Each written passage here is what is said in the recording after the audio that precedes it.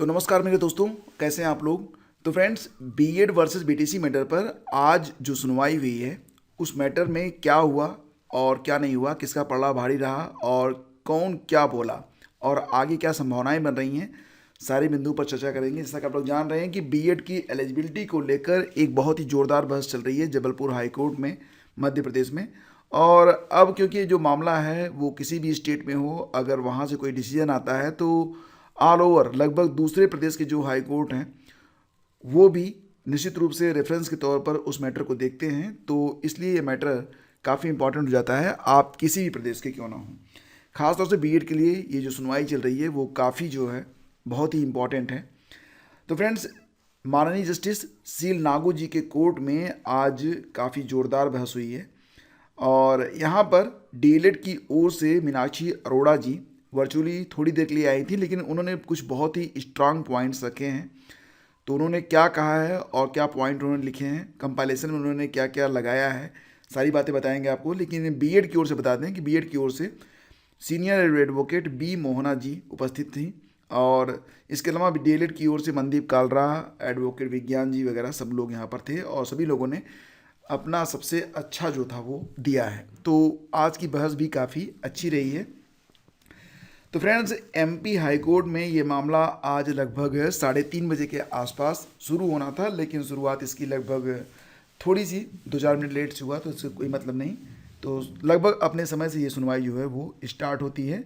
BEd के advocate ने शुरुआत की जिसमें गुड्डू सिंह के मैटर को उठाया गया।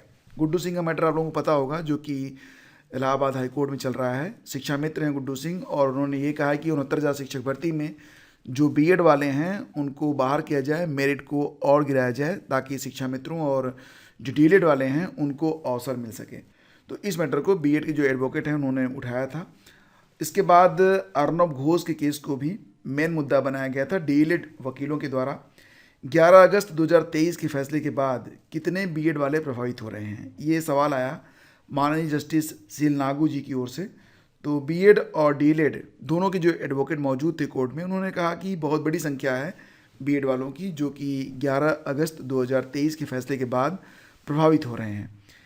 तो इसी बीच डीएलएड की ओर से अरोड़ा जी की उन्होंने कहा कि सुप्रीम कोर्ट का जो फैसला है, और सुप्रीम कोर्ट के फैसले में उन्होंने जिक्र किया था विशेष रूप से बीएड छात्र वेलफेयर एसोसिएशन का। जी हाँ, वही याचिका जिसको जुर्माने के साथ डिसमिस किया गया था। तो इसके साथ साथ अर्नब घोष के मामले को उठाया और क्या डिसीजन आया था दोनों मामले में, ये बातें बताई गई थी मीनाक्षी अरोड़ा जी के द्वारा। मीनाक्षी अरोड़ा ने यह भी कहा कि कई केस बीएड की ओर से 11 अगस्त 2023 के बाद सुप्रीम कोर्ट में आए हैं, कुछ रिव्यू पिटीशन भी आए हैं और बार बार सुप्रीम कोर्ट ने बीएड के केसेस को डिसमिस किया है। तो माननीय जस्टिस सील नागू जी ने बीएड से ये सवाल किया, मतलब बीएड के जो एडवोकेट थे उनसे ये पूछा गया कि जब बार बार अपेक्स कोर्ट याचिका और रिव्यू को कैंसिल कर रही है तो आप किस चीज़ को यहाँ पर चैलेंज कर रहे हैं।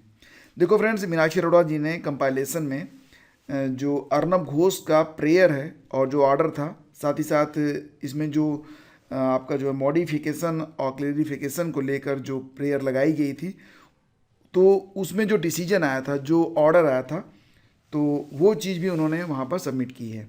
मतलब ये बताया गया है कि जो यहाँ पर क्लेरिफिकेशन और मॉडिफिकेशन के बारे में अर्नब घोष का जो प्रेयर है उस पर क्या डिसीजन आया था, ये बातें उन्होंने कही हैं। साथ ही साथ मीनाक्षी अरोड़ा ने यह भी कहा कि यह मामला बीएड की एलिजिबिलिटी को लेकर है और एलिजिबिलिटी पर सुप्रीम कोर्ट का जो फैसला है वो क्लियर है, मतलब बीएड जो है वो प्राइमरी के लिए योग्य नहीं है। तो यहाँ पर कुछ बहुत ही स्ट्रांग पॉइंट्स रखकर मीनाक्षी अरोड़ा जी चली गई। फिर बीएड के एडवोकेट ने अपनी बात रखी। हालांकि फ्रेंड्स, आज बीएड के जो एडवोकेट थे उन्होंने जो अपनी बातें रखी हैं, तो कल की तरह यानी कि 24 जनवरी की तरह उनमें ओरिएंटेशन का आज जो कमी थी वो दिखाई दे रही थी और मांग की गई कि नेक्स्ट डेट दीजिए, नेक्स्ट डेट जो है दे दी जाए।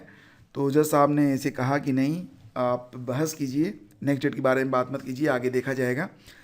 तो बीएड के वकीलों ने यहाँ पर 2 मैटर को उठाया था, विपिन द्विवेदी और केसरी नंदन वाले मैटर को। ये कई बार ये जो मामला था उसको पॉइंट आउट किया गया। मिसेज वी मोहना जो कि बीएड की ओर से थी, उन्होंने कहा कि मुझे मध्य प्रदेश सरकार की शिक्षक भर्ती के नियम को क्लियर करना है, तो इसके लिए मुझे भी अवसर मिलना चाहिए। तो उनको जो है नेक्स्ट डेट यानी कि जो कि सोमवार को लगाई गई है, जो बीएड की एडवोकेट है मिसेज वी मोहना, वो अपने बिंदु रखेंगी। इसके अलावा दोस्तों, जो एडवोकेट विज्ञान जी थे, उन्होंने देवेश शर्मा राजस्थान हाईकोर्ट के मामले, अर्नब घोष मामले के आर्डर को उन्होंने पढ़कर सुनाया, और ये बात भी उन्होंने कहा कि मणिपुर मैटर को पॉइंट आउट करते हुए उन्होंने कहा कि जिस दिन से कोई रूल क्वैश होता है, कोई रूल या आर्डर क्वैश होता है, उसी दिन से लागू नहीं होता है। तो राजस्थान हाईकोर्ट की ओर से 25 नवंबर 2021 को जो 2018 का गैजेट था एनसीटी का, वो क्वैश किया गया है, तो ये वहीं से लागू नहीं होना चाहिए। और यहाँ पर उन्होंने सब्जेक्ट टू आउटकम, जो ये बिंदु होता है सब्जेक्ट टू आउटकम, उसको भी उन्होंने क्लियर करने का प्रयास किया। तो फ्रेंड्स, यहाँ पर जो सुनवाई रही उसको देख के यही लग रहा था कि अभी जो है कई सारे बिंदु ऐसे शेष हैं जो कि सोमवार को रखे जाएंगे, और यहाँ पर जज महोदय ने यह कहा कि ठीक है, ये सुनवाई जो है वो चलती रहेगी। सोमवार को जितने भी लोग बचे हुए हैं, जो कुछ भी करना चाहते हैं, वे लोग अपनी बात को यहाँ पर रख सकेंगे। तो फिलहाल फ्रेंड्स, ये सुनवाई अभी कंटिन्यू है। सोमवार को अगली डेट लगी है, और निश्चित रूप से अभी किसका पलड़ा भारी रहा और कौन जीतेगा कौन हारेगा, इसके बारे में अभी कुछ भी कहना थोड़ी जल्दबाजी होगी। बने रहिए हमारे साथ। कोर्ट में जो कुछ भी हो रहा है, मेरा प्रयास है कि मैं उसे निष्पक्ष रूप से आप लोगों तक पहुंचा सकूं। वीडियो को प्लीज़ आप लोग लाइक और शेयर कर दिया करें। अगर चैनल पर पहली बार हैं तो सब्सक्राइब कर लिया करें, क्योंकि ये सारी जानकारी आपको बहुत कम चैनलों पर देखने को मिलेगी। क्योंकि ये चीज़ें जो होती हैं, मैं लाइव देख कर और फिर कई सारी चीज़ों को पॉइंट आउट करके फिर उसका सरलीकरण करके आप लोगों को बताने का प्रयास करता हूँ, ताकि आप मैटर को डायरेक्टली समझ सकें कि क्या चल रहा है। तो फ्रेंड्स, आज की वीडियो में बस इतना ही। जय हिंद।